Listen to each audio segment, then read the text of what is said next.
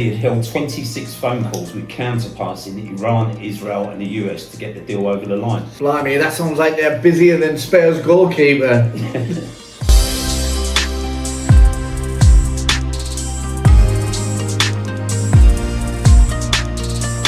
So Paul, there's been a de-escalation in the Middle East conflict, or has there?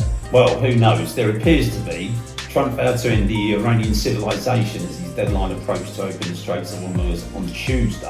At the 11th hour, Pakistan publicly brokered a 2-week ceasefire between the US and Iran. You say Pakistan publicly brokered the deal, but it's for China, who have close ties with Iran and imports 8% of its oil, had a major influence. Yeah, China's foreign minister said he had held 26 phone calls with counterparts in Iran, Israel and the US to get the deal over the line. Blimey, that sounds like they're busier than Spurs goalkeeper.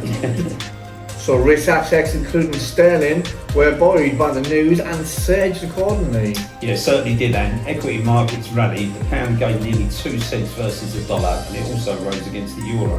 But later in the day, sterling gave back some of those gains as markets became increasingly nervy about whether the ceasefire will hold. Yeah, it seems that way, and it looks a bit fragile, really. To say the least. For one, Trump agreed to suspend attacks only if the Strait is opened in a complete, immediate and safe manner. And that's not really happened. No, not at all. Hours after the agreed ceasefire, the Iranian Navy, the one Trump said was destroyed, informed ships and tankers they still needed Tehran's permission, and any vessels attempting to pass without it would be destroyed. And now it appears it's completely closed. And although Israel agreed to cease hostilities against Iran, they continue to bomb targets in Lebanon. Yeah, they did. And Iran is saying by continuing to target its proxy, Hezbollah, it's breaking the truce. But the US said the Lebanon and Hezbollah was not in the ceasefire, and it appears Israel has no intention easing its campaign against them. No, they don't. And like we flagged last week, if this conflict is to end, what Netanyahu says and Israel does is just as important as what Trump says. But market reactions has been more moderate than it could have been. Yeah, although there's been a correction from Wednesday's risk rally, with the planned ceasefire talks appearing to go ahead, markets seem to be in a wait-and-see mode.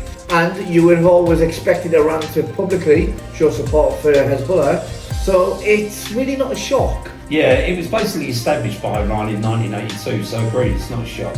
Well, I'm sure it will all settle down now that Keir Starmer's going to the Gulf to discuss diplomatic efforts to uphold the ceasefire. Yeah, he's getting his air miles up while he can. Local elections next month.